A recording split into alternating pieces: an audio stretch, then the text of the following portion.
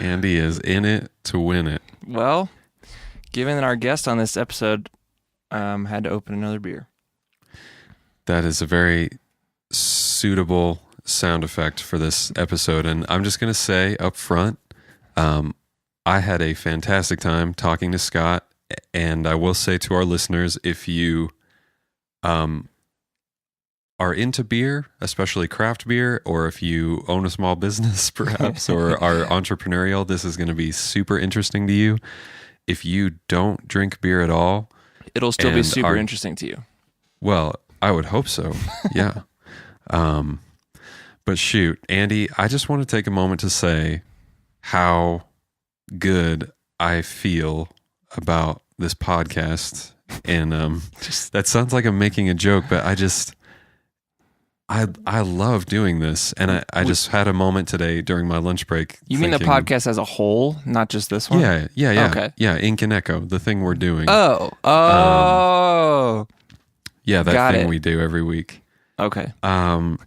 So it's just going very well. And actually, hey, before you go into this, no, this is perfect. I have something I want to do maybe throughout this episode. I thought I'd try.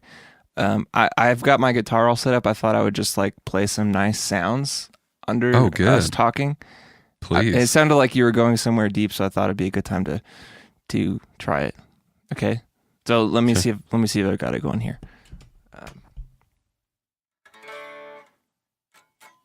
Hold on. I'm trying. Well, hold on.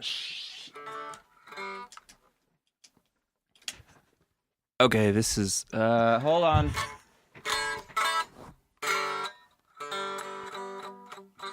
All right. Well, hey. Something's not working here. I'm really embarrassed. Can I try that again later? I'll try to fix something. Something's wrong with my cables or something. Yeah. We'll get it. We'll get it for sure. I think it's a really good idea, but shit, I'm sorry. Oh, it's all right. You'll have other chances. Yeah. Sorry. What were you saying? I derailed you for apparently no reason. Yeah. You like our podcast? I do. I feel very excited about the fact that we get to do this and that we have some very exciting guests coming up who I'm not going to name, but it's basically just, I can't believe these people that we're asking to come on the show are saying yes. And sure. I can't believe that our show has so many kind reviews and ratings on iTunes. And I would even say now to our listeners that that actually does help us a ton when you go leave ratings and stuff. But I'm just having a great time with this. It's sort of something that I've wanted to do for years and didn't even realize it, just having conversations with people in this context. And I'm just having a blast. Well, I was on another podcast, and then we were talking about podcasting a lot. And I had the thought, because I was sort of railing on social media there. And I had the thought of, like, why do people want to do this? Like, why would someone as big as Drew or as big as some of the other people coming and want to do this? And I feel like, and maybe we're still, I know podcasts have been around for a while, but we're still in a time where there's such a void of actual real conversation still. So I wonder if these people are just like, hey, I get the chance to sit down and talk to a human being in a real way. That's still a novelty in a weird way. Like maybe in 10 years, everyone will have a podcast and social media will look so different and we'll have reclaimed the reality of human conversation. But currently, if you've got your shit together and you can do a decent podcast, you could get some cool people right now.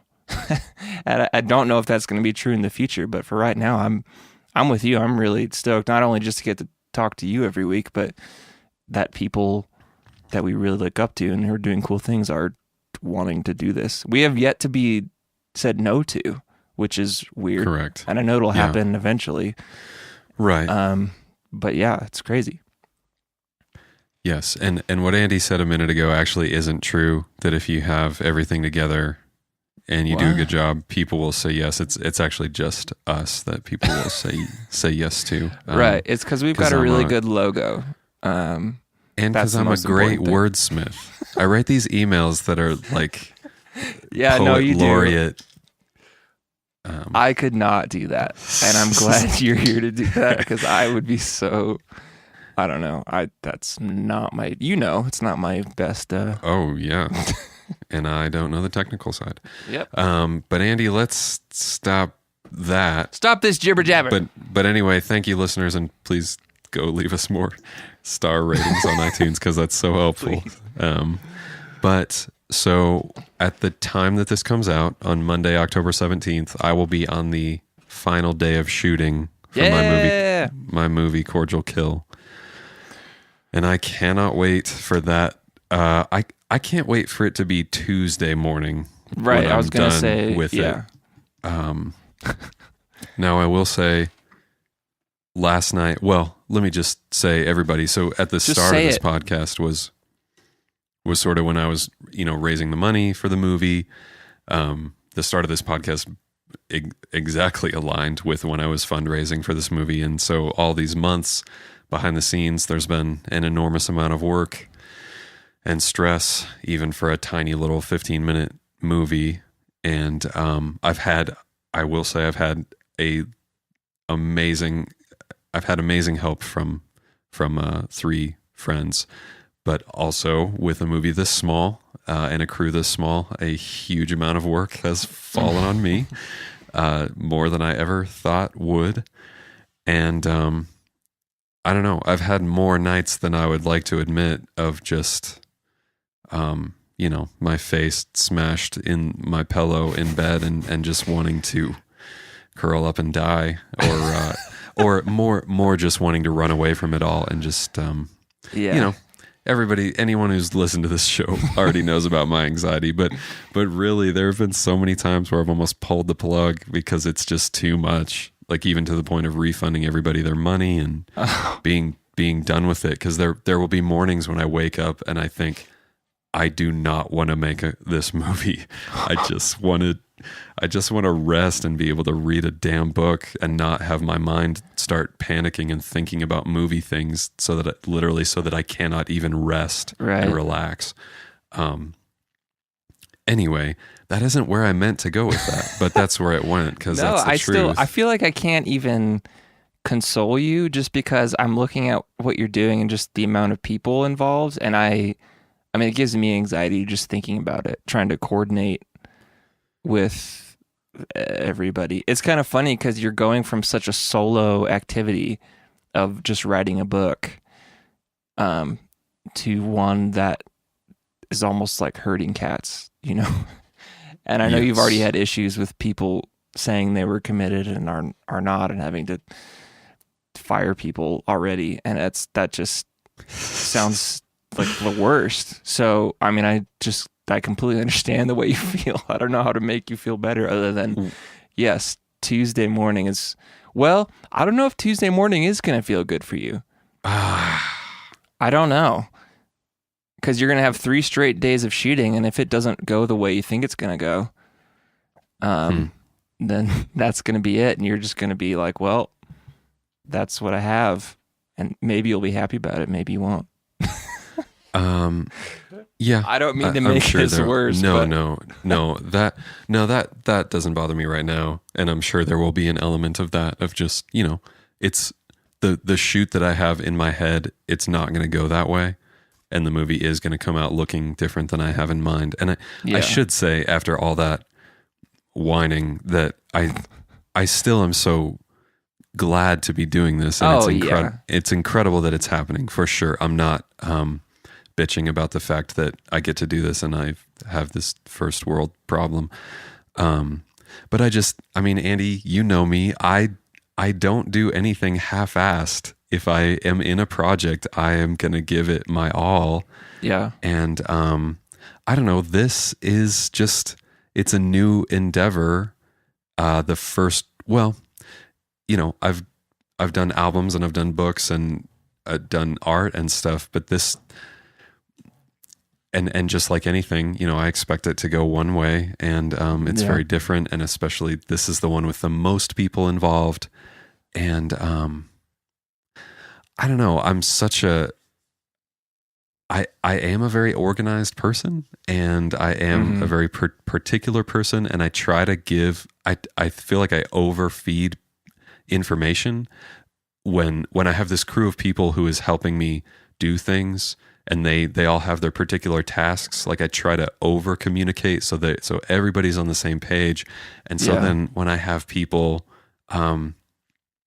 asking me things 3 or 4 times, and I have a good enough memory to go, okay, I told you that in a text. I told you that in an email. I confirmed with you in another text, and you're asking me again in person. It's just like, who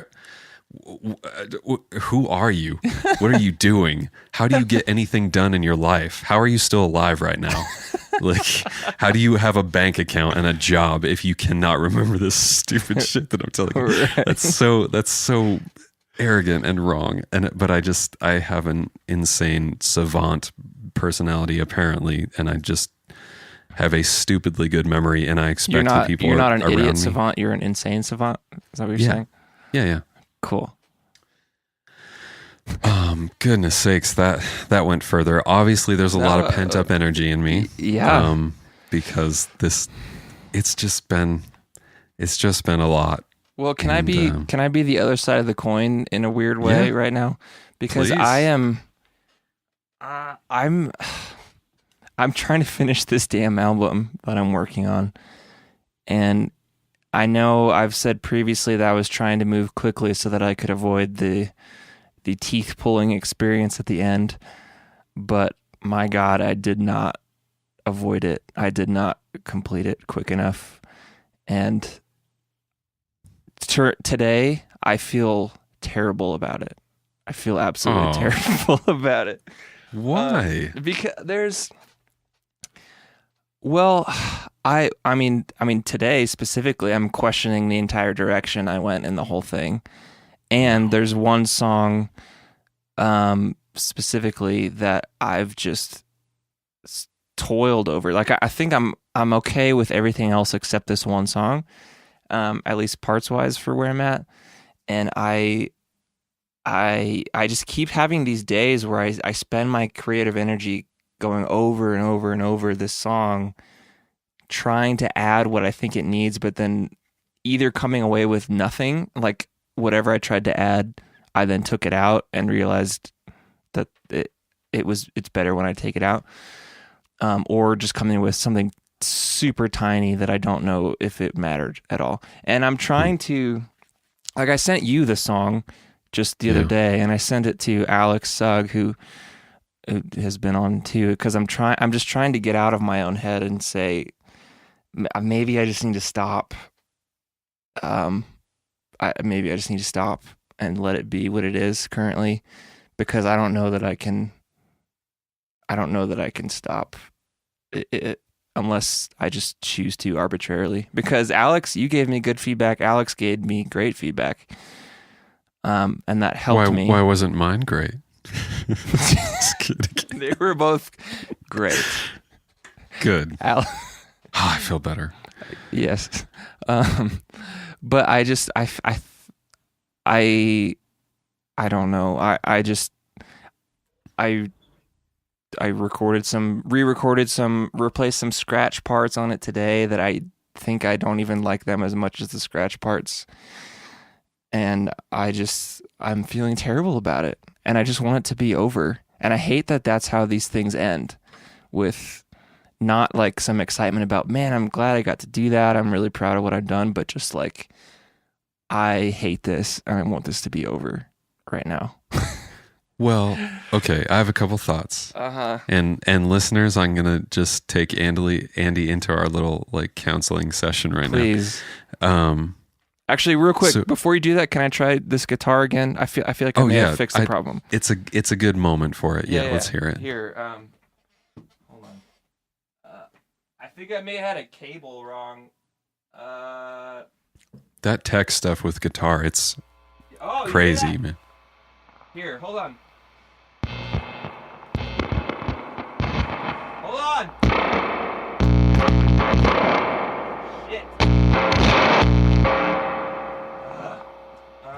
It's sounding good. It sounds right. Well, hold on. Let me see. Let me put this here.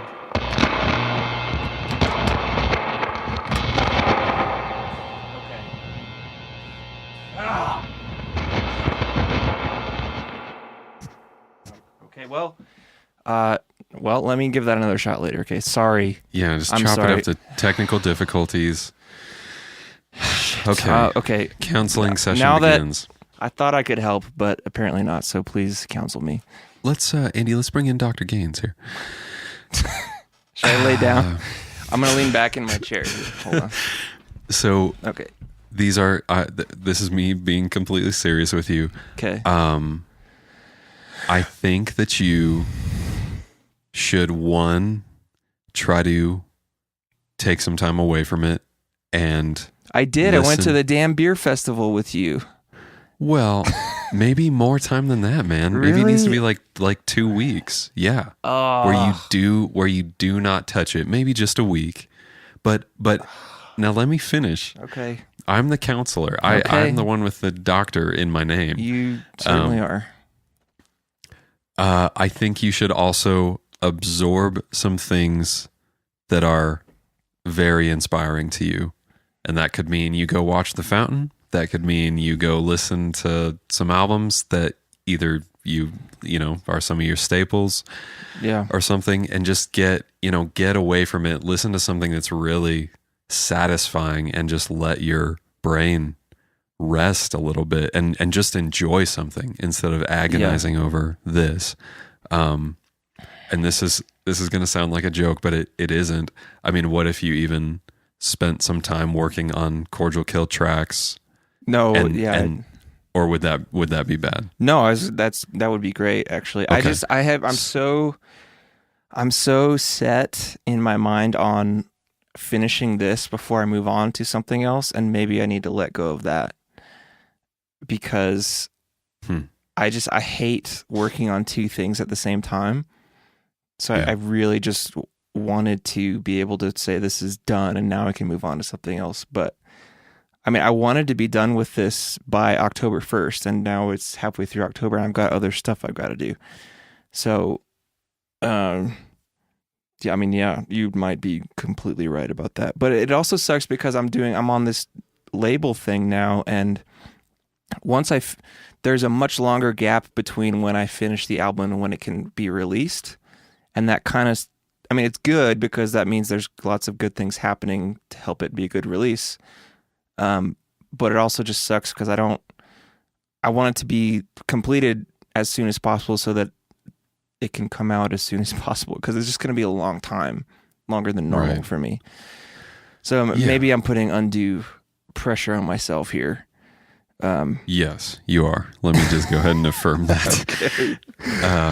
Because, dude, I hear you you're agonizing over it in a way that is not. It's not going to help you finish. It's Yeah. not going to be good. And also, I mean, like, not even being your friend or tooting your horn or something, the stuff you have sent me is damn good, and your fans are going to be so into it. And so not that you should just quit and be done before it's necessarily, crafted well or something. But it's just like, there's also the fact that this isn't going to be the last Lowercase Noises album. It isn't like this is what is going to define you a year from now or 6 months from now. Right. You're going to have a different idea and maybe go in a different direction. And this is just where you are now, and this will pass. And I think there's some, I don't know, there can be some relief in that, of just let it be what it is. Sure. And let it be where you are. Yeah. Because I feel like, if you don't get comfortable doing that, the larger your fan base grows, the more you'll agonize about it almost. Yeah. So, Yeah. but I honestly think it's so good. I mean, I'm not just being stupid. I love I mean, I just love how quiet it is. It's so peaceful, and it's just landscapes that take your brain to really interesting places. Nice. The one thing I feel good about it, and I texted you later, is I feel like I am more solid on what I want the concept to be. Yeah. So I'm excited about that. I will not say anything about it, but Right. that was Sure a source won't. of contention in my brain too. Was just I'm nearing the end, but I have no idea what's going to be the concept that's going to pull it all together. But I feel like I'm pretty close on that now, and I'm stoked about that. So, Right. yeah, thank you. Honestly, Yeah, man. I mean what I say. Yeah, it's weird. Part of why I thought about it, because what you're saying is all your work you're doing with all these other people. Like I wake up and I walk upstairs to my room and I sit down by myself, and I'm like, I don't want to do this. I don't want to finish this. And I'm realizing the suckiness of just being alone, kind of. Like at least with what you're doing, there's all this coordination with other people, so you can't just pull the plug now. There's too much in motion, you know? Yeah, it's so true. But there's days I wake up and I'm like, I could just not do this. I could avoid this and it wouldn't really hurt anybody other than me. Yeah. So maybe I will. I mean, that's my thought some days. So we don't have to stay here, but well, yeah. I'd say I would like to share a word from our sponsor, but I really want you to get that guitar thing. So if you could just try that real quick before we go to our sponsor. Sorry, I feel like third time's a charm. Okay, yeah. Let me see here. I think I might have gotten it here. I've got my guitar plugged in. Ooh, hold on.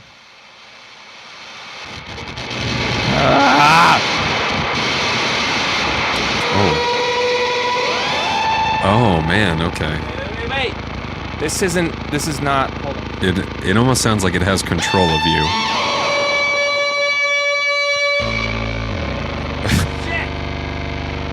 Oh my.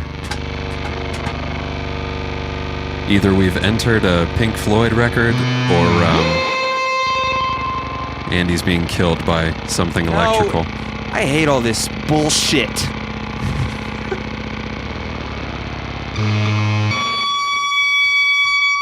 All right, well,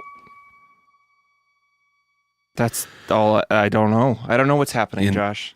In the I'm words of losing Jeff my Bridges, mind. In the words of Jeff Bridges from True Grit, well, that didn't pan out. And now let's have our... is not a charm. All right.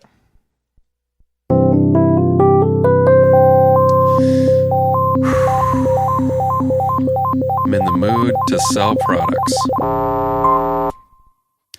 Andy, Drew Roulette's episode got me thinking about psychedelic drugs. Since he himself is a self-proclaimed user.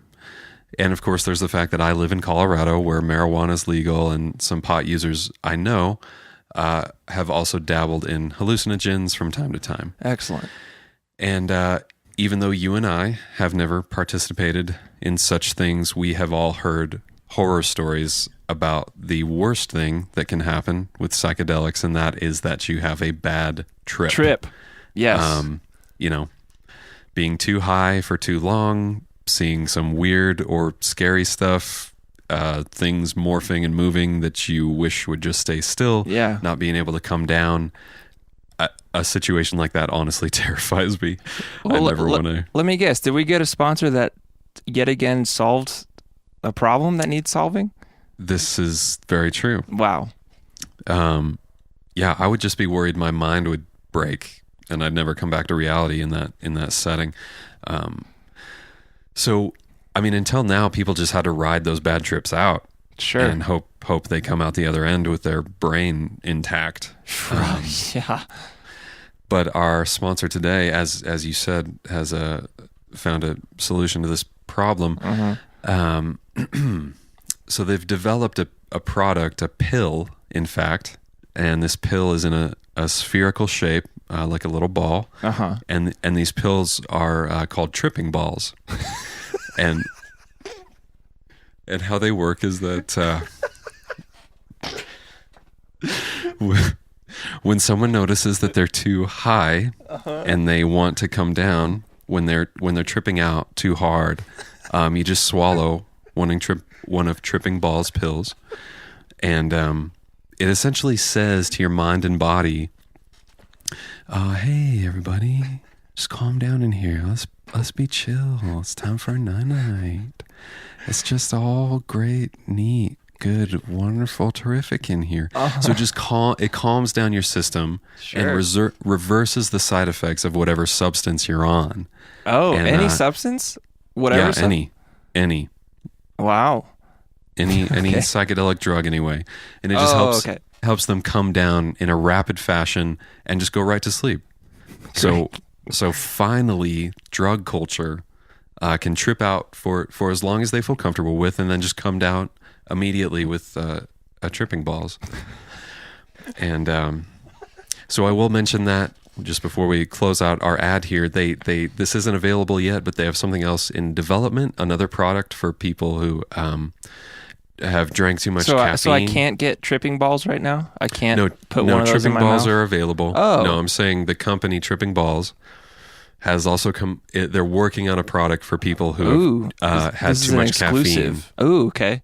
Yeah, for coffee addicts, and that one they're going to call sipping balls. And I wish they would actually come up with something for people who are addicted to Dippin' Dots. I don't know if you can. I don't even think I need to say it. Dippin' Dots, the futuristic ice cream. Oh yeah. I mean that Dippin' of course balls. it'd be called Dipping Balls. Yeah. So to find out more and to receive a free sample of these spherical pills, please visit inkanecho.com/trippingballs. Thank you, Tripping Balls.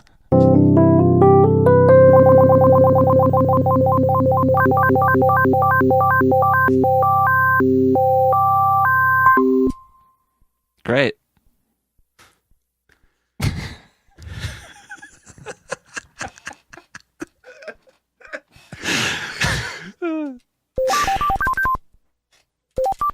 And now, our talk with Scott Witsoe of Wits End. We're here with Scott Witsoe from a little local neighborhood brewery that is near me, anyway, in Denver, called Wits End. Here, Scott, this is for you real quick. way ahead of you, Andy. I had to wait till just now to open it, and now I was kind of annoyed, but that was for you.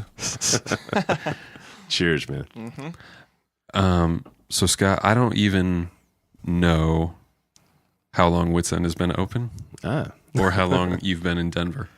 Well, I've been in Denver for just over 13 years now. Moved out here from Seattle, born and raised there.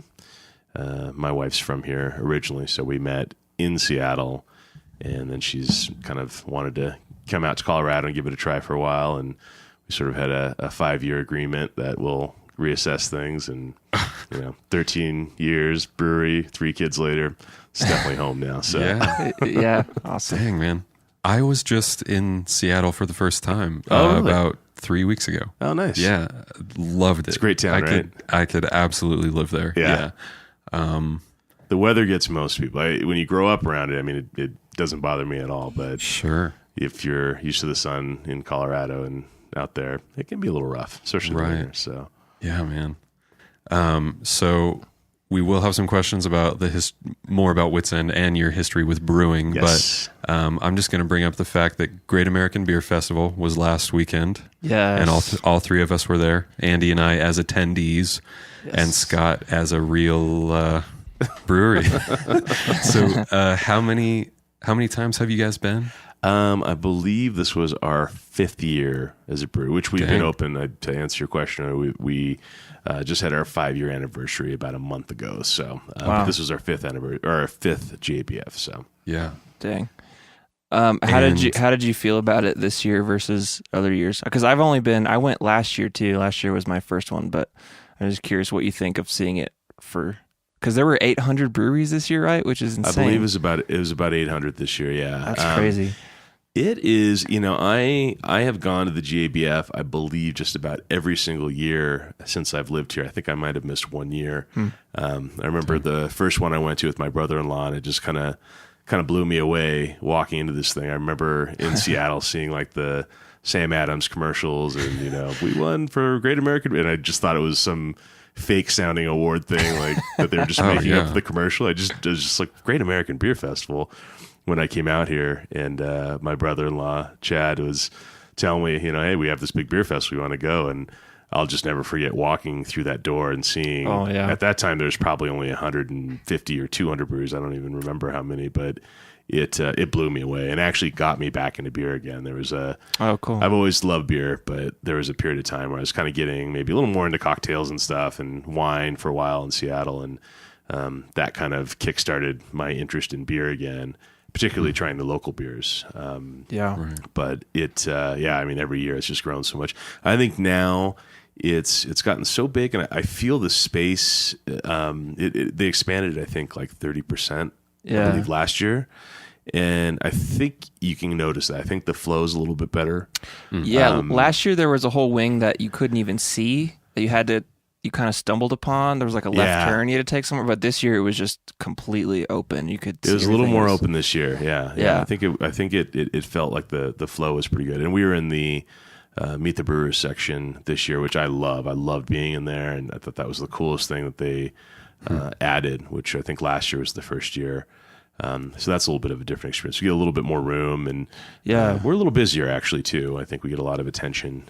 Everyone gets a lot of attention in that section, and what the heck? I didn't even get to have any of your beer. What?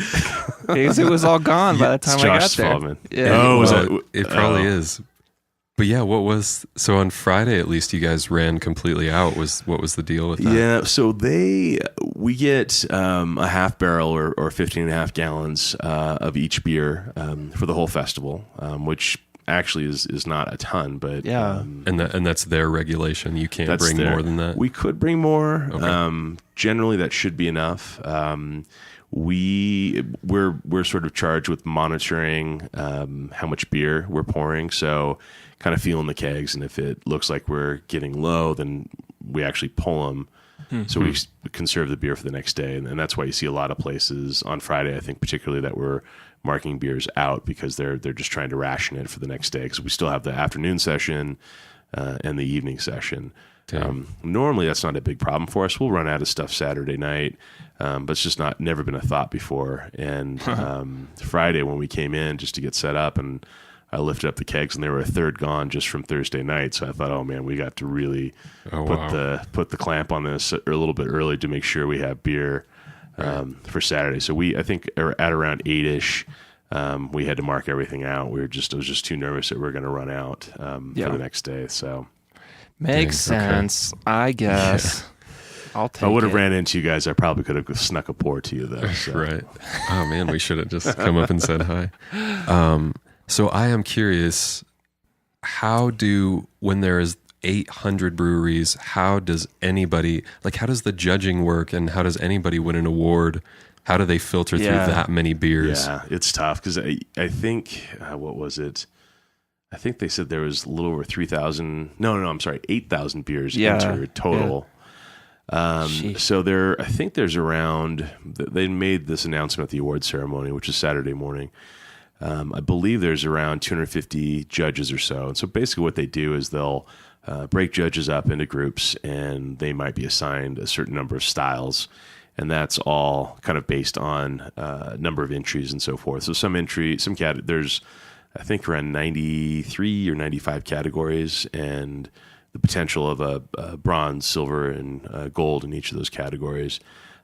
Sometimes you might have as little as maybe 20, 25 entries. In the case of the IPA, it had like 315 or something. It was like 300 and change. Yeah, it was huge. Yeah.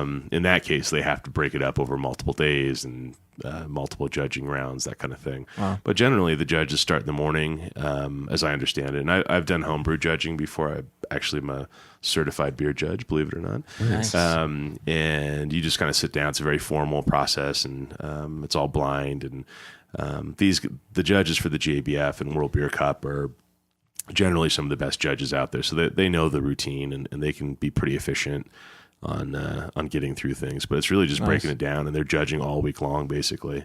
Crazy. Dang. Have you guys won any awards from GABF or others? We did. We have gotten in 2014 was a great year for us. We got a bronze World Beer Cup medal for nice. our blonde ale, our Belgian blonde ale. Jean-Claude Van Blond is the name of that. I had that one at Josh's book release party. That That was really absolutely. good. Yep, that's right. And then that same year at GABF, we actually got a gold medal for it. So it was, Nice. it was a big year Man. for us. Yeah, it was a cool time. So Do you, after getting those medals, did you see a difference in business or anything? Did that help you a lot or a little? I don't know. It definitely helps. I think as far as just like general taproom traffic and so forth, I think the folks that know us, we had a huge spike of people coming in to congratulate us that following week, which was awesome. Yeah. And there's definitely some new folks coming in just because they had never heard of us before. There's still plenty of people that have never heard of us, even in Denver. But that just kind of helps get you on the map. There's so much coverage about who won medals, particularly the local papers and stuff like to publish all the Colorado breweries that won, particularly the gold medals. So we got a lot of really good press out of it. What I found the biggest benefit for us anyway, at that point, we were still on our one barrel system. So doing 31 gallons of beer at a time. And those entries were 1 barrel batches. So for me, on a very personal level, not that I need an award for validation, and I don't. I mean, I enter because I want to win. Certainly, I'm not just entering and I'm going to throw the medal back on the field or something. I mean, I want to win something, otherwise I wouldn't bother entering. But I also wouldn't change a recipe to make it more within stylistic guidelines or really do anything just to force a medal. So, but that being said, it was validating just to have that kind of recognition for that beer that, I'd been brewing at home for 3-4 years and professionally at that point for 3 years. And to get that just was very personally gratifying. And then just in the business sense, being able to go to new draft accounts and, hey, I've got this beer, tastes great. It appeals to everybody. It's got complexity, but it's still very approachable. Yeah. It's got a funny name, and we got a gold medal for it. I mean, it just was very, very easy to, in some cases, to get at least folks to try it on their on their tap. So that's the real benefit for me. I'm so glad that you guys do the funny names because it's so. Once you've had enough beers, it's so boring to go somewhere and just be like, here's our IPA. It's just called IPA. Like, man, there's so many funny ones. And I was at Falling Rock Tap House while they were doing the awards on Saturday, so they were live streaming it. And I think there was a beer called Slippery When Wit, like a wit beer. And like everyone in the crowd just kind of cracked up laughing. I was like, you should come up with ridiculous names. Or at least just a name, because it's you can't just call it IPA or red. That's just so boring to me. So good on you. I agree. Thanks. Yeah, I think naming the beers to me, that can be half the fun. And sometimes a beer will start with a name with no recipe behind it. And matter of fact, Jean-Claude Van Blond is one of those beers. Like I just thought of that name back in the home brewing days, actually, and I just thought, man, what am I going to do? And I started looking up styles, and I thought Belgian blonde, Jean-Claude Van Blond, Belgian guy, perfect, and that recipe came because of the name. So sometimes awesome. We'll name a beer. Literally, we put it on tap. And we're like, okay, we got to decide on a name, and we'll just kind of last minute try to find inspiration somewhere for something, usually from 80s pop culture. But yeah. Nice. Yeah, there's plenty of that around the tap room. Yeah. So yeah, that's interesting. I mean, just coming to GABF, and let's say, the years you don't win any awards, is it still advantageous overall for you to be there for the exposure? Because obviously I'm sure there are the beer connoisseurs, and then there are also the people who are just like getting tanked. And obviously by 3 or 4 hours into the night, it's kind of everybody's pretty much all mixed together, stumbling into each other. But, do you see a jump in general, or is is it beneficial for you to be there? I think it is. I mean, for us, I think the fact that it's, a 10-minute drive from the brewery, I just can't imagine not going to it and just thinking of all this action that's happening and not being there. Right. I mean, for me, sort of my journey in starting the brewery and as I said, getting back into beer after going to that first GABF, once I started home brewing and would go to the GABF and I was much more critical of tasting, and my palate was getting more sophisticated and just my interest in the industry. And I remember more times than I can count, just watching people pour beer and just sort of starting that dream in my head, thinking, man, if I could just have my own place and be able to pour beer at the GABF, wouldn't that be wonderful? And so every year I get there, Thursday is the first night, and I sort of get the butterflies in the stomach, and you get the bagpipes playing for the entry, like all that was all this so ceremony ridiculous. I know, it's just crazy. But every day I kind of stand there on the other side of that table and just kind of look out to the crowd, and I think, I'm the luckiest guy in the world right now. I thought about this, I dreamt about this, I wanted this so bad, and now I'm here. Now I'm at my 5th GABF, pouring beer for my brewery, talking to people. People are interested, and I always recognize the importance of that, and I try to stay as humble as possible and never get jaded, right. By that or all the other festivals and all the other just work that it takes. And just take a moment and pause and just, feel very fortunate to be there. So on a very personal level, I would go no matter what. I think from a pure commercial standpoint and marketing standpoint, I don't know that it's extraordinarily beneficial. I think the chance at getting a medal, I think it's definitely worth getting something in terms of marketing with that. Yeah. But I think there's so many breweries now, excuse me, it can be difficult, but you definitely get folks that will come by and, one of the beers will be their favorite of the show. And that's always a good feeling to hear that. That's and, cool. You meet some really, really cool people, and local is great because then you can hand them a card and, hey, here's where we're located. Yeah. And we've definitely got some new traffic from that, but, it's, we run a pretty tight ship and we have a pretty lean crew at the brewery, and, unfortunately, we don't get out to do a whole lot of stuff as a team. So it's kind of also our big time to, just kind of shut down for the week in terms of production. Taproom's still open, and just have fun, to chat with industry folks, colleagues in town, out of town, and just really just kind of celebrate being in this wonderful industry that I get to be a part of. Right. Yeah. So I wonder, maybe we could start going backwards in time. I mean, could you? Well, hold on, Andy. I have a couple more questions Okay, about the festival. Okay. But yeah, we'll get to that. All that. Right. So I'm just curious, while you were there, who were some of the highlight breweries that you needed to hit, that you were really looking forward to seeing? Wait, Andy, did you have time to go to them, or did you have to be at the booth all day? We have, especially in the Meet the Brewers section, they give us 7 passes, so we had a pretty big crew watching over the table.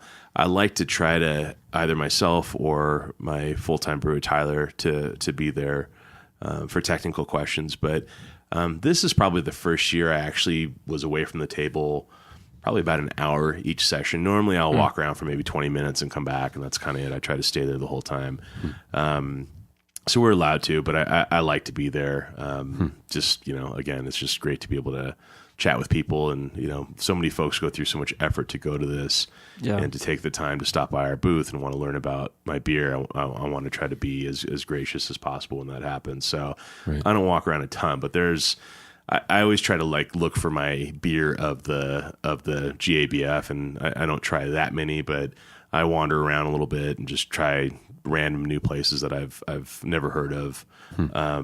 And that's what's kind of fun for me, just discovering either a new brewery or a particular beer that just makes me stop in my tracks and kind of think about it a little bit more. So I used to hit some of the standard ones. New Glarus, which makes great beers, are out of Wisconsin, and you can only buy their beers in Wisconsin. So I used to always try to hit that. Yeah. And, but now, I mean, I've it's all wonderful beer, and I'll gladly drink it anytime I get a bottle of it. But I don't really specifically target. It's more about maybe seeing some of my colleagues in town and stuff, and trying some of the stuff that they got going.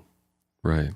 Have you guys, I was going to ask that too, do you have any sort of peers or colleagues, like other breweries within Denver or within Colorado that are really, tight with you. They're not competition, they're friends, and they're in support of what you do and vice versa. Yeah. I mean, honestly, I don't even know if I could start a list. We'd be here all night. We're a pretty tight group of people. Nice. And I feel fortunate to have just a lot of great friends and or colleagues in Denver in particular, of course, but all around the state. So, we see each other at other industry events or festivals and things. And it's like I said, the list is just, would be so long, and I would forget somebody, but okay.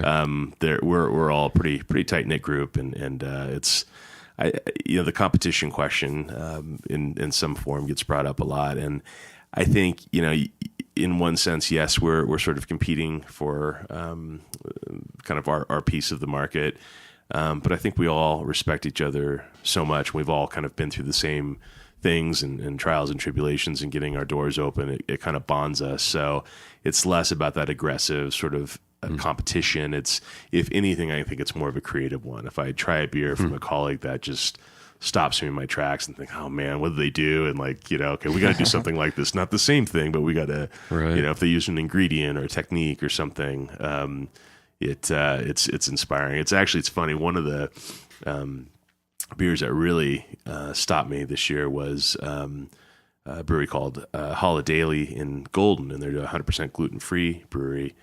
And Wayne, the head brewer there, is a friend, and once he started there, and he was kind of explaining some of the challenges of trying to make a beer that tastes like a beer, but not using barley or wheat or any of the typical malts. And their IPA, I mean, I think if I drank that blind, I don't know that I would know it was a gluten-free beer. So I get asked about making gluten-free beer all the time, or trying one. Oh yeah. And I just, I unless I find inspiration or some kind of compelling reason to try something, it just kind of gets on the back burner, and having that beer and seeing how well he did that, that was definitely some inspiration. You could probably expect to see a gluten-free beer of some form coming out within the next, 6 months or so. I want to make one now. So nice. Yeah. And then you could, I mean, this sounds kitschy or something, but you could promote that to just be like, hey, gluten-free people. Exactly. Now there's another option for you right over here. We have an option. So okay, now we can do some history stuff. Well, that is all so fascinating to me, though. Yeah. Go ahead, Andy. Well, no, I just kind of wanted to, and you just referenced that you and all your friends, there's the trials and tribulations of getting this stuff started. So I guess, could you, kind of go over the transition from home brewing to, opening the doors? Like how, I wouldn't even know where to begin asking details on that question, but what's generally that look like, or what did it look like for you? Sure. Well, I think with home brewing and trying to scale that up onto a large commercial system can be a big challenge. For us, I went from 5-gallon batches ultimately to 1 barrel or 31-gallon batches. And that, although it was difficult, is not quite as extreme as going from 5 gallons to, say, 300 gallons, that kind of thing. So for me, I sort of always had it in the back of my mind that I wanted to try to do a nano brewery someday. So I think a lot of home brewers kind of evolve past a 5-gallon system and try to do something a little bit bigger. And I was working full-time at the time. It was just a hobby, but I thought, well, I want to get a little bit of a better system. I might as well as buy something that I could someday use in a nano brewery. And so a lot of the equipment I use now, I actually had at my house. I bought about maybe it was 6 or 8 months before I was laid off from my job, which was the catalyst to start the brewery, which I can get into a little bit there. But so I was brewing 20-gallon batches at home, and I kind of had that mindset when I brewed, less about just sort of hobby, having fun, and more taking notes on everything in the process, and actually trying to do like double batch days and really think about it in terms of production and less about hobby and more production. So, and I'm glad I did that, because the first batch of Green Man, for example, and I know Josh likes that beer, it was ridiculous. It was so bad, the first 20-gallon batch that came out, and so much so where I just thought, this is stupid. Why did I buy all this equipment? I can never do this. I'm an idiot. But I looked at my notes and I kind of tweaked some things, and what I learned from scaling that properly, I started applying to some of my other recipes. And then I kind of figured it out. I sort of figured out the combination on how to get that 5-gallon batch into a 20-gallon, and then going from 20 to 31 gallons in my commercial space. Wait, that was pretty. Real quick, what are the things that come into play when you start scaling up? It's one of the main things that I had challenges with was the hops. So adding hops in a smaller batch and scaling up, you have a factor called hop utilization, and it's basically, and I'll try not to get too deep and geeky on you with some of these things, but basically it's you're getting the bitterness out of the hops. So when you hear like the IBUs, for example, getting that bittering component out. And when you're doing bigger batches, you have a higher utilization rate. So if you don't factor that in, the beer can be pretty disjointed. So it's not like a pure kind of linear scale. Interesting. And that was my biggest challenge. I didn't really think about that. The malt and things like that, that's maybe a little more linear. And there's things you can do to test the sugar levels during the brewing process and correct them if you need to. So that part's pretty easy for the most part. It was the hops that I had the biggest challenge with. So, and just having new equipment and slightly more sophisticated equipment, and just having to sort of relearn a little bit of the brewing process. So those things came into play, and I went through that when we moved on from our 1-barrel to our current 7-barrel system. And I definitely remembered those challenges. So I did a little research and talked to some colleagues, and fortunately I kind of hit it right out of the gate on scaling up from 1-barrel to 7. And so much so now where in any of the 31-gallon recipes we have, I feel pretty confident we can scale that up to 7 without any trouble. So definitely a learning curve, but that's part of the process. So wait, so now I want to know about the getting laid off from your job thing. Like, so where were you at when you got laid off, and what was the gap like? Because that's one of the most fascinating things to me, those kind of stories. Yeah. It's one of those things, and I think a lot of us that opened breweries around the time that I did, a lot of us experienced that loss of a job. Sure. For me, I worked as a director of operations for a mixed martial art company, actually. So kind of a different sort of industry. But did that for about 5.5 years or so. And a lot of different things happen in the industry. But I remember a fateful day meeting with my boss, and essentially letting me know that just trying to restructure things a bit, and they were going to have to let me go, and that completely floored me. I was not expecting that. That was not. I mean, we had been through a couple of rough times here and there, and the notion of me not being there just didn't even cross my mind. So it was a bit of a surprise, and at that point, I was brewing the 20-gallon batches, and I was just kind of like having this concept in my head that. At that time, I thought, maybe I could open a nano brewery on the side and just kind of, I'm brewing anyway. So if I can do it in a commercial space and sell enough to pay for the rent, why not? And remember going home, talking to my wife, and went to a friend's house, and maybe had a couple beers or so. Yeah. And it was just kind of one of those things where it's like, hey, maybe this is the sign you've sort of dreamt about doing this brewery. Why don't you look into doing that and look into getting a job and just kind of see which one wins first? And literally like 2 days after that conversation, I met my landlords of my current place and started the lease paperwork. So wow! I didn't really wait too long for for another conversation. You didn't give space to get another job. I did not. Luckily, I did not at all. I mean, that's the thing. I hear from a lot of folks that will kind of commend me for taking the chance, or having balls to do this, that kind of thing. And while some of that might be true, I was also kind of backed into a corner in a desperate situation. So it's not like I left a safe, job with insurance and good pay and everything else. Like I didn't have a job and I didn't know what to do. So I am certain if I had a good or kept that same job, I'm certain I wouldn't have just jumped ship to open a brewery. So it was just more of a reaction on my part, and honestly a little stupidity. and naivete. But I just I didn't really look. I just jumped in, and it was tough in the beginning, and it was quite a process to get through, to get the doors open. But when that's your sole focus in life, it's amazing what you can accomplish. So yeah, that's crazy. So when you were brewing 20 gallons from home, though, were you like bottling and giving to friends, or did you just kegging? Yeah, okay. I was kegging at that point. I started kegging beer. I think my third homebrew batch. It was one of those. Yeah, it was one of those things. I've definitely had a few hobbies and interests in my life, and this one I didn't really want to spend too much money on. My father-in-law had a homebrew kit that was collecting dust.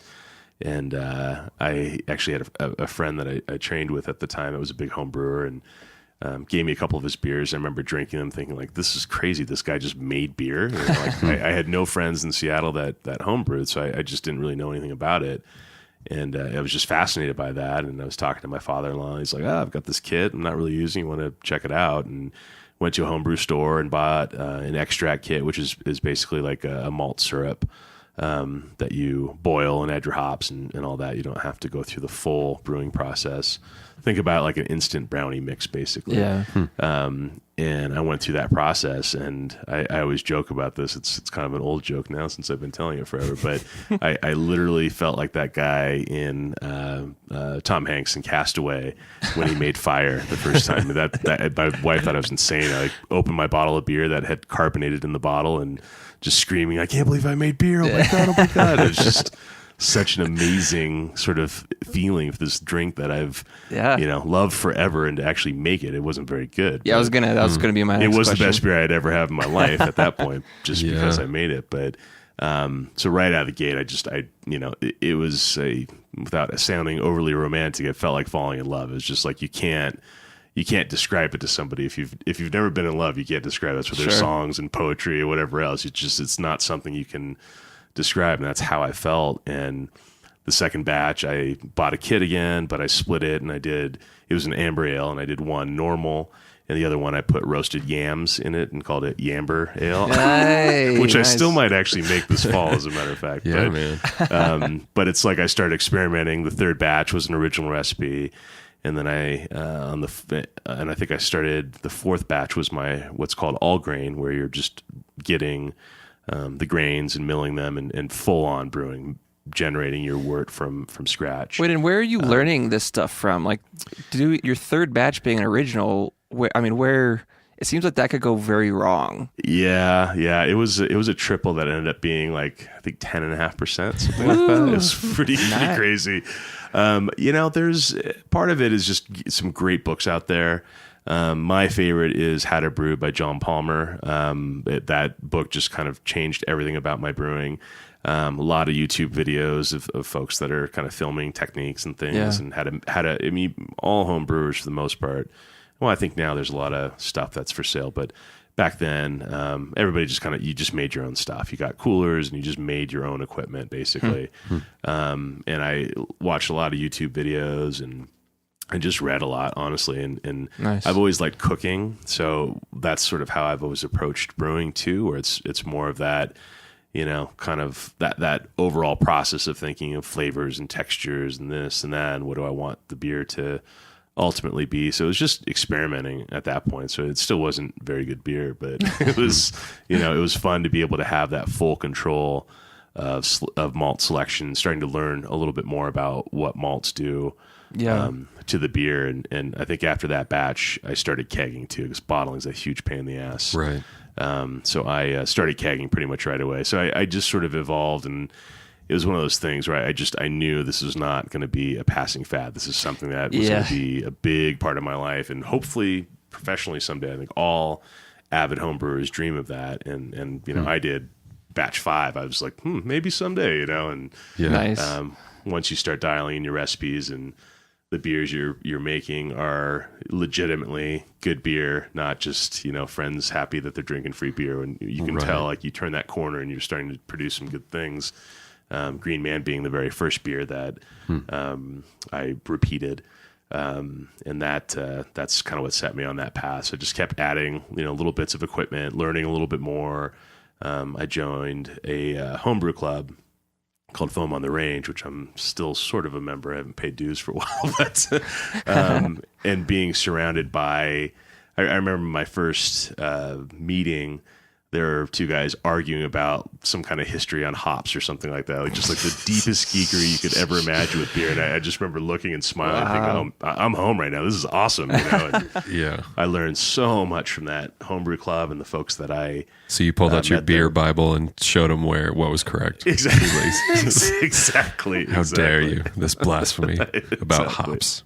Exactly right. So, but yeah, that's just self-taught, and that's the home brewing community. I think mirrors the professional brewing community, very tight knit group, and everyone's always happy to share ideas and to help. Quite frankly, if you're giving them samples to taste and giving you feedback on that, and that's why I became a beer judge, because that was also a pretty critical part in my brewing, just being able to analyze beer in a much more critical way. So, Yeah. Wait, and I'm curious, like, so two questions, and maybe the answer is the same, and maybe they're not. But when you're preparing for or brewing a beer, like where's the most creative part for you, and then what is the most fun part? And like I said, those might be the same thing, or maybe not. I don't know. Do you know what I'm kind of asking? Yeah. I mean, I think from a creative standpoint, it kind of depends. If it starts with wanting to just do something brand new and unique that's not really within any type of a style, that's pretty exciting, because you're just kind of on uncharted territory and just trying to.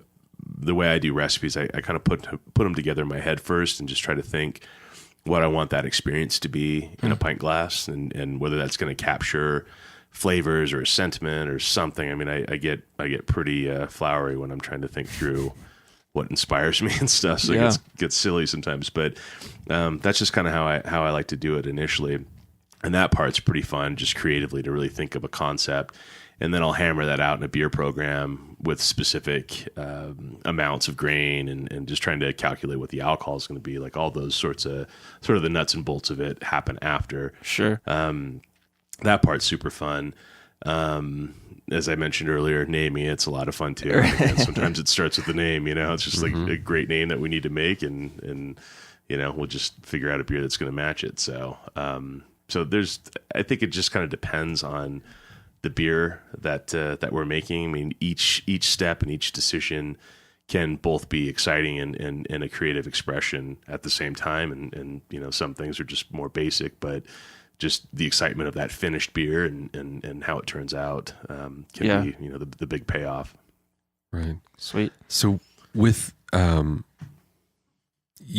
laid off, starting the brewery, were you naturally entrepreneurial, or have you had to teach yourself all of that running the business side of stuff? Well, the job I was laid off from actually taught me just about everything. As far as it was a very small startup company, wore a million different hats, and both the owners, did the same thing, and they taught me a lot. And I never really worried too much about running the business side of things at that company. I was pretty used to a lot of the day-to-day stuff, and again, wearing lots of different hats, and even doing a little graphic design, a little web stuff, like just everything, because we were a lean crew.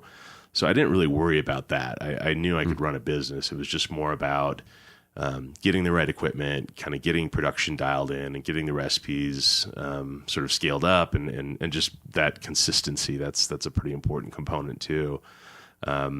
And the biggest learning curve for me was opening a physical brick and mortar business. That's not something I'd ever done. And Right. I had a fateful meeting with the city of Denver right after I signed my lease. That was a big eye opener.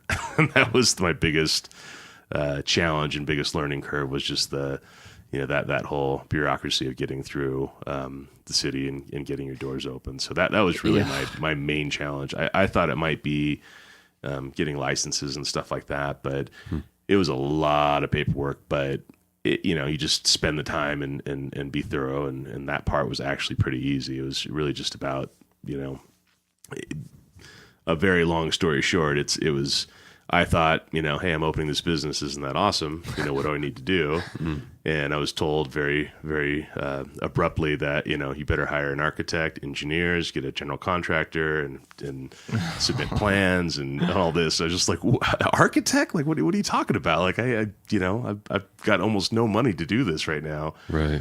And, the message was very clear. Like, that's how it's done. You can't, because we didn't do a whole lot to the space other than, a few little things here and there, but it's not like we were building something from the ground up. Right. I just had no idea what it meant to get your certificate of occupancy and building codes and like all these things that I just had no clue. So, that was a tough day.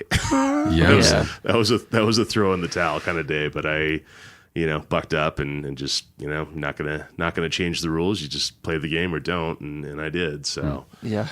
Again, back to desperation and really having nothing else to do in my life but that. So that's what saved me. And there had to be at least some extra hurdle as opposed to another business because of the fact that you're selling alcohol. Yes. Liquor license and all that stuff. That is the licenses themselves were not terribly difficult, but it is a pretty highly regulated industry. I was told by someone, the TTB, the Tax and Trade Bureau, is our federal governing body. It's the branch of the ATF that now handles like alcohol and tobacco, not firearms. But a rep there told me that other than explosives, alcohol is the most regulated thing in this country. And so it's a lot of learning about what you can do, what you can't do, and just understanding that you have a lot of exposure if you're not doing the right thing. So Right. that was a little, it was a little daunting at first, but I also relied quite a bit on some industry folks, even early on like that. Tim at Strange Craft Brewing is one of my best friends in the industry and actually one of my big inspirations because he started out with a one barrel system as well. Nice. And I called him daily during that time, and we got to be really good friends throughout that. Brian of Renegade Brewing opened up a few months before me, and he was actually my homebrew club. So we knew each other from that. And same thing, like he was a great help in the beginning, just to help navigate through some of these things that he was kind of learning about too for the first time. And so it's, that community and that camaraderie goes back to before we all opened our doors. So without that help, who knows what would have happened. Right. Yeah. I feel fortunate to have friends like that. So Do you feel like, I know you don't really feel the stress of competition really, but do you have any thoughts on, I just lost the word, oversaturation in Denver specifically for breweries, or does that something that doesn't really bother you at this point? Well, I think for me, in my personal experience, where we're located is kind of it is in a industrial area that doesn't get a whole lot of walk-by traffic. So the folks coming in are people that know us or maybe from some of the surrounding businesses, which when we first opened in the first few years, it was great. We had tons of people coming in, seeking us out. I think now with as many breweries as there are, it's a little more challenging being where I'm located. So I would say for the first time, I'm kind of sensing a little bit of a change in taproom traffic. And it's not so much pure like going head to head against somebody. It's more if you have a brewery that's a quarter mile from your house, you're going to go there 99% of the time. I live kind of by just south of here, kind of by DU. And I go to Vermontra. I've probably been there a half dozen times because it's so close to my house. Right. And they have great beer too. But but it's, and I think that's kind of that those that are in a good neighborhood with walk by traffic, more of a retail location. I think there's that is felt less, and those of us that are a little more remote, I think we're feeling that a little bit more. So in terms of saturation, I don't know if there's really a pure overall industry saturation point. Yeah. But I think, finding, which in some ways it's pretty cool that every single neighborhood now has one or maybe two breweries, within a quarter mile. That's pretty awesome actually. Yeah. But that's, if you look at how many bars are out there or how many restaurants are out there, 5 times the amount of breweries, and as long as they're doing something cool, or they're making good food, Right.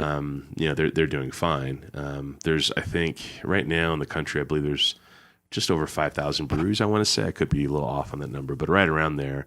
And I think there's 8,000 or 9,000 wineries. So if you think about that, I think we still have a long ways to go, at least as nationwide. I think we're one of the bigger states for breweries, so it's maybe a little different. I think it's just more everyone kind of adjusting and recognizing their kind of backyard market. And for us, we've been doing a little more distribution to tap accounts and stuff to kind of make up for that, or doing other event-based sort of things to draw extra traffic to the brewery, that kind of thing. So I think we're all just kind of in a slight adjustment period. In the first couple of years, it was just gangbusters and crazy and just insane growth every month, and and that doesn't last forever. But I think we're just kind of settling into that place where we're all coexisting, and I think we're all doing well. It's just it's a little different now than it used to be. Yeah, and part of the reason I asked, because here in Albuquerque, it's kind of exploding right now, and I feel like we have a really good scene. But even just looking at it from a consumer's perspective, there's just so many opening up, and I mean Albuquerque's smaller than Denver, so I just don't know how much it can sustain, just physically, really. But then I was talking to the owner of La Cumbre, and kind of getting his thoughts on, because there's certain breweries here in town who seem to be focusing on, well, we're just going to open a bunch more tap rooms around the city, and then there's some that are just like, we're going to have our one tap room, we're going to distribute and see how far we can distribute, and then there's some that are doing both. But do you have a thought on, the future of Witsoe, and is there a direction you want to go between those two options, or both, or none, that kind of thing? Yeah, kind of all the above, I guess. Yeah. Let's talk from a dream world standpoint. Sure. I'd love to have a brew pub. I'm so used to that in the Northwest. I would love to have an awesome kind of gastropubby sort of place that we're brewing on site. I wouldn't want to run the restaurant side of the house. Someone else would have to do that. But I love food and beer pairing. That kind of goes back with the fact that as I said, I love cooking. So I love doing pairings and so forth. So the idea of having kind of an in-house menu that's made to match beers, or make beers that match dishes and that kind of thing. Yeah. Just sounds amazing to me. I would love to do something like that. But as long as you can name the dishes. As long as I can name the dishes, exactly. That would be a key component to that deal. But so that's sort of something that would be a dream. I think that's a little unrealistic at this stage, just because of the costs involved. So my sort of next moves for me is looking into getting into a little more distribution with draft accounts. It's something we could be doing more of. Ultimately getting a few more tanks to make a little bit more beer to kind of support that. I would love to get into some packaging, like doing 6-packs, bottles or cans. I was going to ask, do you guys do any bottles or cans currently? I did a run of bottles. I did 2 barrels, so 62 gallons. Hand bottled of Wilford, which Josh and I are drinking right now, as a matter of fact. Dang, I'm jealous. That was quite a bit of work. I had some issues with the labeler, so a third of those, and it was 30 cases of 12. I can't do the math. A little over 300 some bottles. At least the first third, maybe half. Each label I had to kind of pull off and smooth down again because it was wrinkled. I wouldn't let anybody else do it because I didn't want to pay anybody to do it. But I'm thinking, man, I'm spending 5 minutes a bottle. That's just not, that does not make sense. So it was fun to go through the process and to go to a couple liquor stores and honestly just, there's an element, ego if you want to call it, but going into a liquor store and seeing a bottle on the shelf, it's a pretty cool feeling. That was at least half the reason why I did that. So I won't do that again, but there are other ways we can be a little bit more efficient with bottling. There are bottling machines that other brewers lease out to use for a bottling run, that kind of thing. So that's a possibility. There are some active breweries and a place actually right by me that's solely doing contract brewing. And that's another thing I'm sort of thinking about too a little bit. That allows you to get into the game a little bit without having to buy all the extra equipment to go through internal bottling. So that's something I'm thinking about. I know a lot of breweries in town have been utilizing that a bit too. So essentially you hire another place to brew your recipes at larger scale? Exactly, okay. Yeah. So we get together with the head brewer there and scale up the recipe and, kind of go through the analysis and making sure the beer is going to turn out how we want it to. And depending on the place, and there's different, one's called contract brewing, one is called doing an alternative proprietorship. I won't get into the details, but one is you basically go and brew at somebody's location and you sort of rent the space basically. And that's the alternative proprietorship. Or in the case of pure contract, it's, you work with them, but they're doing the production. I think even in the case of contract, usually the brewers or the brewer from the brewery that the contract brewery is making beer for will go there and get involved in the brew day somehow. So it's kind of, you're not specifically brewing it on your equipment, but you're involved in it. And that's, for a small place like mine, that is one of the more reasonable things to do to get into that packaging game. So, but all these things are possible. That's kind of, I'm in the thick of that right now. I sort of put everything on hold for our 5-year anniversary party because that's quite a bit of work to get ready for that. And then of course the GABF. So now the dust is settling and it's like, okay, now I'm starting to focus on some of those next moves and trying to figure it out. So, but it's, in a lot of ways, it's really no different from when I first started. I mean, a lot of it's unknown, uncertain, and just kind of figuring it out as I go. I don't have a big master plan. So. Yeah. This is all so fascinating to me. I feel like you could geek out as hard as you wanted it would still be interesting. I've learned through the years to kind of tone it down a little bit. So. Yeah. So I mean, it's just cool to have you on, and I wanted to have you on because Witsoe has got such a great vibe about it, and I'm not just blowing smoke. I really believe that. And I appreciate that. I mean, you're close to my house, but I've lived in this house for 3 years. Didn't know about you guys, and went over to a friend's who doesn't even live here anymore. His name was Austin, and he's just like, "Yeah, have you been to Witsoe? Like, these guys are awesome. They shake your hand, they get to know your name, and it's you walk in and it's a very welcoming vibe. And I feel like you guys have done a lot of work to make it that way, to make it welcoming, and it's not just like, hey, who the hell are you? What do you want? And all the 80s memorabilia on the wall. That and doesn't hurt, right? the toys. And Andy, I don't know, you've been in a couple times, I right? went in to pick up a keg for something, and there was like a movie playing on the wall, and that was awesome. Yeah, I was going to say that's a staple too. Yeah, right. DVDs playing. But yeah, so I feel not a vested interest, that's not the right word, but just an appreciation for you guys because there's just such a good vibe. I want to draw more people to you.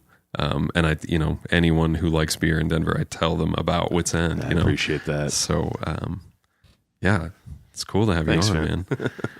Hey, real quick, as a brewer guy in Denver, how do you see the Albuquerque scene just south of you? I only ask because I'm very proud of it, and I just want to see what you think about it. Well, or do you know at all? I know a little. I mean, I can't. I'm not gonna. Yeah, I mean, I can't say that I'm overly familiar with the scene there. I know Santa Fe Brewing Company. Mm-hmm. Really like their Java coffee stout, or was it porter? I think it's coffee. Yeah, porter. Java's porter. Is it a porter? Nope, I think stout. It's a porter. Sorry, is it stout? The state Java pen stout, is the porter. They can that one. Yeah, that's a solid beer. Their Pilsner is very solid. I have tried Marble Brewing a few times, and they have a really nice red ale. Yep. And is it La Cumbre? Yes, that's what I'm drinking right now. Beers. Nice, man, nice. So, I mean, everything I've tried out of there, I've enjoyed. Again, I'm not overly familiar with the whole scene there, but the beers I've tried are awesome. I just feel spoiled for how small we are, and like I travel, different places in the country and try these amazing beers. I'm like, yeah, it's good, but it's not better than what I have at home. And I like that fact. I'm just proud of our little scene we've got here. I would love to explore it a little bit more. I wanted to try to do like a little family road trip last summer down to New Mexico and just didn't have the time to do it. But I assure you, brewing or going to breweries will definitely be on the top. I drive my family crazy everywhere we go. It's like, that's a cool place. So what's the brewing scene like, no matter what it is? So I will explore it at some point. Nice. Right. It's, I mean, in Albuquerque, not dissing on them. I lived there for 18 years, but I feel like they were maybe late to the game. Andy, would you say? Because I don't even know, because I'm late to the game as a whole. Well, sure. But so I've lived in Denver for 5 years, and I would say at the time that I moved away from Albuquerque, La Cumbre was brand barely, new. Yeah. Santa Fe was kind of the staple that had been around forever. Santa Fe and Marble probably. Marble had been around, and then Bosque wasn't even open yet. Yeah. But now it's almost like, I mean, my perception of Albuquerque, maybe this is a wrong assumption, but it's like, hey, there's money over there. Let's open some breweries. I think there's a little bit of that. Yeah. So obviously there's the guys who are doing it well and whatever, but but just coming to Denver, which is a beer capital in the world in Definitely, a way, for at least as far as volume and stuff. Anyway, it's just interesting. And I still think La Cumbre is one of the best that I've ever had. Yeah, they do great I'm stuff. looking at a gold medal on a can right now from GAB. Speaking of medals, right? I think it's interesting, and we're fortunate enough to get folks from all over the country that are coming to Denver to try beer, and we've had a lot in our tap room as well. I've always thought, in terms of the industry just being so strong in Denver, I kind of, and this will sound funny, but I sort of accredit that to Coors, actually. I think by Coors being here and just being in the DNA of Coloradans, where beer is something they're very proud of, and granted, Coors is not really doing what I'm doing or what we're doing in the craft beer scene, but I think just kind of having that in everyone's mindset. And I think Coloradans tend to be pretty strong, sort of independent folks, and wanting to try their own thing. And I mean, the home brewing scene here, I think, is insane. And I maybe that existed in Washington. I just wasn't in my circle, but I can't believe how many people homebrew in Colorado. I think it's awesome. And so when you have a massive homebrew population like that, and you have, again, this like beer just in everybody's minds, and again in the DNA, I think that's a perfect storm to create a craft beer industry. And I think that's kind of what's happened. I think, we have some of the great old school guys now, like your Left Hands, your Great Divides, your Odells, and there's plenty of others. They sort of Oscar Blues. Yeah. They kind of set the path for everyone, really. And as people got more and more into home brewing, and I also look at kind of the Denver sort of food scene, or just any artisanal producers, right? Coffee, food, like just name it. Once you start getting that, it's sort of contagious, and people want to do all the local farms and slow food movement and all that. I think once you start getting that into a city, it's contagious, and everybody wants to care more about what they're consuming, and they want to know who's producing it. And you can even generalize that to clothing and whatever else. It's just getting back to that, who's making my stuff, and I want to support local businesses and local artisans and craftspeople. And I think it kind of that's sort of the short explanation, I think, of the history and why Denver is just such a massive mecca for craft beers. So, and I would put, as Josh said, I think we're definitely one of the states that's recognized worldwide. But I think personally, Denver, and I don't travel that extensively much these days, but I would say I would put Denver up against any city on the planet easily. Yeah. If not, maybe consider it the best brewing city on the planet, just for the sheer diversity of beer and breweries that we have here. It's unbelievable. I mean, even within where I'm sitting right now, within 10 miles, you have 2 German breweries, you have an English style brewery, you have Belgian breweries, sours, guys like me doing, just everything in between. Yep. And I just don't see that as much anywhere else. Avery doing 17%.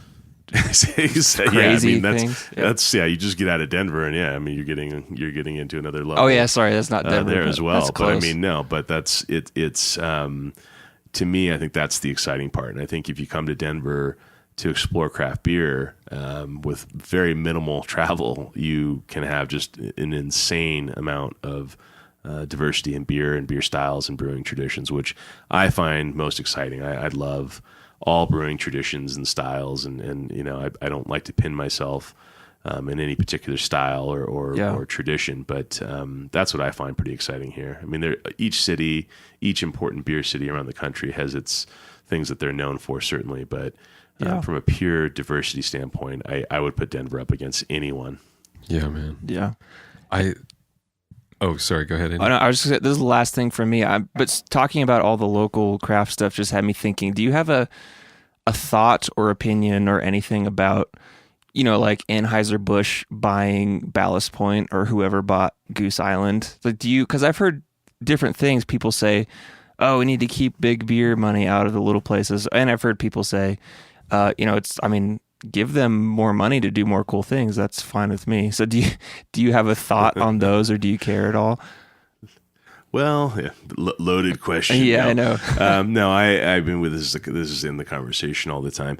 I kind of have two perspectives on that. From a just a pure sort of business standpoint, I never judge anyone, any brewery, or anyone involved in the brewery that make that decision to sell their company, whether it's Anheuser-Busch or somebody else.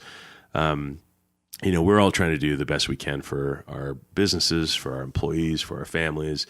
And I will not sit in judgment for anyone ever when it comes to that. On a personal level, it can be a little disheartening sometimes. Yeah. One of the big breweries for me in Seattle was Elysian. Spent a lot of time at their original place there. Love their beers, and their beers are still great. But when Anheuser-Busch bought them, on a personal level, it was just a little disheartening. It was just like, oh man. And I feel the same way about when I hear of new breweries that sell. Again, I get it, and it's fine, and I'm sure the beers are still great. It's just sometimes personally, it's maybe a little, I think most of us in craft beer, we're not part of the normal sort of corporate kind of culture. Like we're kind of, maybe rebellious is too strong of a word, but we're kind of more in that mindset. So we don't, yeah, exactly. It's more punk rock. We don't want to sell out to the man, like that kind of thing. So I think there's a little bit of that, that's in there. And then, back to on the business side of things, I think it's difficult for us when you have a big company like Anheuser-Busch that purchases all these other craft breweries. And it's fine. And I think they're getting money to do things that they've never been able to do before. And, believe me, if I had $1 million to do some changes in my brewery, there's a whole lot I would do. Would you do a habanero Jean-Claude Van Blond or something weirdly? Who knows? If I had the creative freedom and money to explore, recipes, who knows what I'd come up with. But, yeah. Arnold Schwarzenegger, eh? Ooh, yeah, there you go. Not bad. Arnold Schwartz beer. Although that's not a type of beer. That's just a beer receptacle. I'm sure there's an Arnold Schwartz beer. Maybe that could be a party or something. And we could have all German theme, or I guess Austrian themed beers. But I think, the concern, I think overall with the craft beer industry with some of these buyouts, they're such a big company, and they have so much money and so much distribution power. And who knows what's going to happen, but if they start, for example, Ballast Point famously, I think, has like $15 six packs of the grapefruit sculpin, right? Yeah. Once they decide, like, hey, we're going to sell those for $6, or we're going to sell those for $5 a six pack, you are going to hurt a lot of small breweries because you can't. Even if you're like one of my favorite bigger Denver breweries is Great Divide. It was the first place I actually visited. Love everything those guys do, but and that's a pretty good sized place. But if they're trying to compete against AB selling $6, $5 six packs of craft beer, that's tough. That's going to kill it. You can't play that game. And then you talk about people smaller than that, it destroys them, and that ultimately hurts the consumer, right? Because now, not that they're not buying breweries that are making great beers, but diversity is going to fall apart. You're not going to get stupid guys like me that want to make a Belgian oatmeal IPA. You're going to have some more of your standard stuff, and all that's fine. But I think ultimately that's what's going to hurt breweries, craft breweries, smaller craft breweries, and selection in the marketplace, and that's really my main concern. A good beer is a good beer. I don't necessarily care who's making it, but I worry about that a little bit. I mean, it is a business. We are so passionate and we're so in love with everything we're doing. Sometimes we forget that, but I mean, it is a business, and you're dealing with a monster that has a lot of money and a lot of power, and I think it could hurt things ultimately. So I mean, we'll see how it plays out, but it's an interesting time right now, that's for sure. That makes a lot of sense. So I'm going to share just a brief anecdote, and then I have a question for you. So I began in the beer world, and I do not have a seasoned palate, and I'm not a beer nerd at all, but I just kind of know what I like. So I began very much as like an IPA head, and I probably started with Happy Camper IPA or something from Santa Fe Brewing, and it becomes this weird steeplechase for just like, what is the hoppiest thing in the world? And then it's just never bitter enough. Right. And then I started noticing almost just growing weary of that and kind of wanting something a little milder that didn't make it taste like I'd chewed on a hop or something. And so anyway, lately, Andy and I are kind of on the same page with this, but I've been gravitating toward more reds, and even sours are interesting to me now. Whereas 2 years ago, I would have said, a sour beer? Are you kidding me? I would never pay money to put that in my mouth. But now I get it, and I've had some incredible ones. So at GABF, I almost used a strategy of just like, okay, what is the weirdest shit on their board? I'm going to try that one. Which made for some incredible tastes. So anyway, all that leading up to, is there anything like a super challenging type of beer or something you've never done that you've always wanted to do that you just haven't had the chance yet or the time? There is, and my answer is going to be pretty boring, but it's funny to hear kind of your exploration in beers and kind of how your palate changes and all that. And one of my favorite things to do in the tap room is as you know, talking beer all the time, talking beer and styles and so forth. And it's really cool to see people that might start off with doing, maybe more of the hoppy beers, or maybe not. Maybe they're just getting into craft beer and they have to scale up to the hops, and then they start liking that, and then they go off in different directions. But that's the cool thing about beer, is that there's just so many different types of beer out there to do. For me, and I love, again, everything, I've never made a lager in my life. I've never made a lager at home. I've never made a lager at the brewery. And a big reason for that is just some of the temperatures that you have to control, and the time it takes to finish the beer is just a little bit longer. And so I've always kind of shied away from it because we're so small and we don't really have the tank space. But I have a number of lager recipes going back to the homebrew days that I've wanted to brew. And I'm hoping this winter, as the weather cools a little bit, maybe I can get a 1-barrel batch in for my first lager. And in particular, I want to make a Helles beer. I think. What does that mean? Helles is a German pale lager. It's sort of Munich's answer to the Pilsner. It's a little softer than a Pilsner, not quite as sharp with the hops. Has a nice sort of like a honey, almost like a little bit of a hay quality to it. Like in town, Tivoli makes a great Helles beer, if you've ever had Tivoli before. But it's just like the basic sort of archetype for beer in my mind is a Helles, and it doesn't have a lot of hops, so it doesn't. Sometimes hops, not always, but I mean, sometimes hops can kind of cover a couple of things. This is more about pure technique and the malt showing through and everything in very delicate balance. And it's not an easy beer to make, in my opinion, but one of my favorites. So what would it be called, though? Well, I have a few different names out there, and you don't have to reveal them if you don't want to. I'm not going to reveal them yet, but as long as you already have them in your head, that's Hellas good. Angels. Hella good. My mom's from southern Germany, so I kind of grew up drinking a lot of these beers, visiting like my grandparents there and stuff, and that's been a big part of sort of brewing culture in my mind growing up. And I've just, one of my favorite things is, sitting around getting a half liter or a liter of beer and a Moss and just a nice Helles beer like Paul Honor Helles is a kind of a classic one. And I just love those beers so much. So that's something that's a big goal of mine to do. Again, it's the exact opposite of what we're talking about here. It's like the most basic sort of beer, but not an easy beer to make. So that's something I hope to do soon. And you alluded to the fact too, do they literally have to be, the entire brew process has to be colder than usual? The fermentation process. Gotcha. Yeah. Okay. So it's a little colder than usual and a little bit longer. And home brewing, certainly can be done, but you do have to have ideally a few things in place that help control temperature. And I never had that at home, so it was just not even something I considered. And I have it now. I can definitely do it now, but it's just committing that much beer to, well, we would probably do a 1 barrel first. I'd be a little nervous doing 7 barrel pilot out of the gate. That's I don't know if I could handle the stress of that, but if the 1 barrel works out like I think it will, then we would do a 7 barrel pretty much right after that. So, but that's like I said, it's not a super sexy kind of beer that I want to make, but it's something that's personally very important to me. So yeah. Okay, sorry, one last question, and we can let you go. I'm loving this.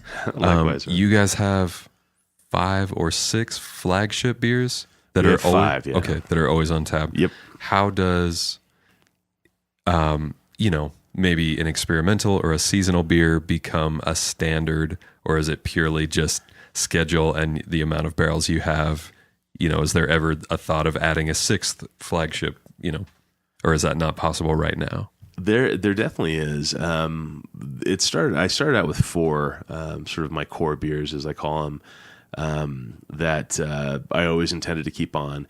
And that's something that kind of goes back to my Seattle days. A lot of the breweries there that I like to go to always had like their core lineup. Like you could go in and for sure certain beers are going to be on tap. So, and then they'd have a few rotators. And I always loved that because I knew, okay, cool, I'm going to try this new beer, but I always know I can go back to whatever, my favorite beers that they make. So that's always been a model that I wanted to emulate. In terms of something kind of getting into that, there's definitely a few that are up for consideration to be staple sort of core beers, but it is kind of just in terms of our equipment and our limited fermentation vessels, it would be hard to add another core beer right now. Gotcha.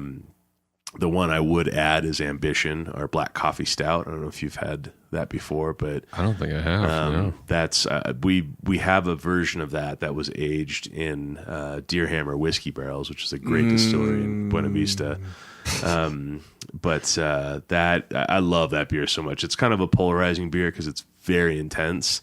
Back to the Seattle references again. Of course, I love coffee, so like having that integration of coffee and beer was important to me. I always wanted to do a coffee beer that showcased coffee as much as it did the beer, and that's what Ambition is.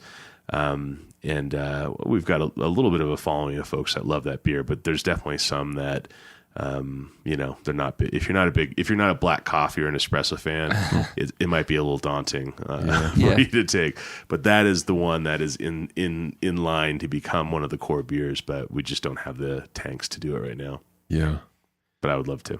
Dang. Nice. Yeah, that sounds fun. Great. I was just going to make a quick reference to Elysian. I was wondering. In Seattle, one of the place that Andy and our other beer nerd friend Andrew told me to go was Cloudburst. No, it was just me that told you, not okay. Andrew. Sorry, so Andy. That's all me. I just want to claim it. But yeah, so at least 3 of the people at Cloudburst left Elysian to start their own thing. After the AB purchase, Yeah, and it was fantastic beer. Yeah. Just incredible. I have not tried it, and it's so funny. I was on the phone today with my sister, and she actually mentioned Cloudburst. I don't know if I've heard of those guys before. So yeah, funny. I can assure you I'll be trying them next time I'm in town. But It was so good. Yeah, Elysian was definitely it wasn't one of the first ones around Seattle, but definitely one of the early ones that was really making some really cool waves Again, my wife and I had friends that lived down the street from their original location. I think it's on Pike Street. I always grew up Pike and Pine, but that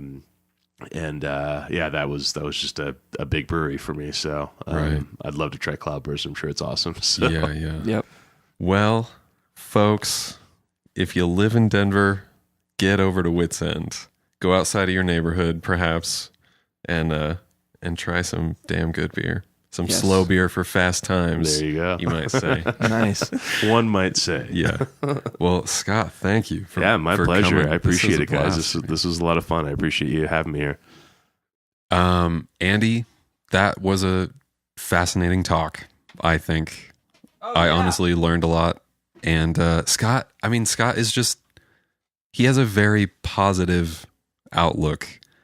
I mean, it's funny because I feel like he didn't, he was being careful not to name names, both of favorites. And I feel like he's just someone who would never say anything bad about anyone. And I really appreciate that about him. Yeah, totally.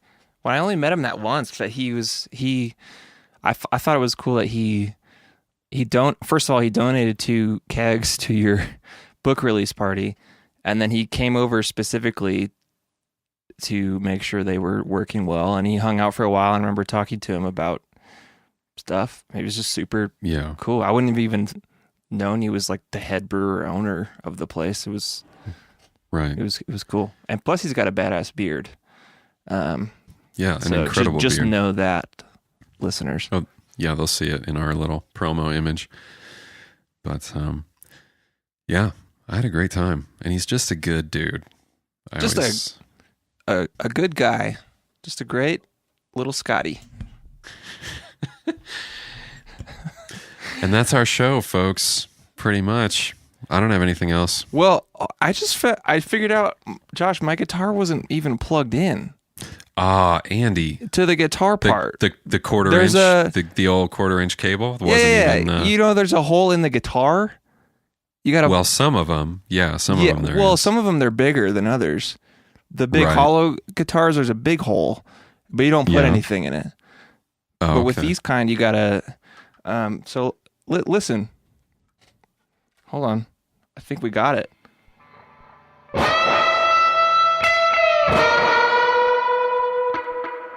How's that sound?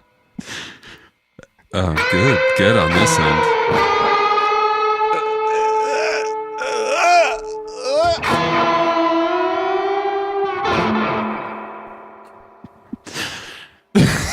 That sounded so great to me.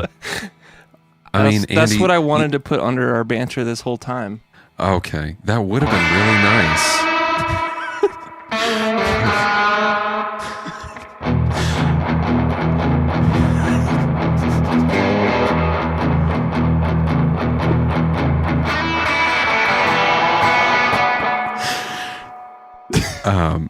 Guys talk about search for the perfect tone.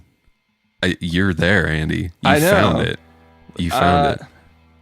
Oh, I know.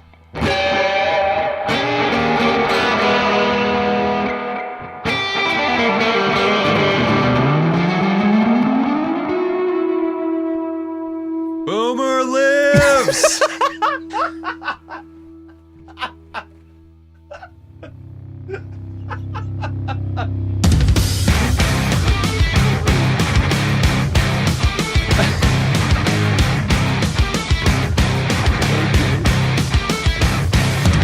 That was perfect.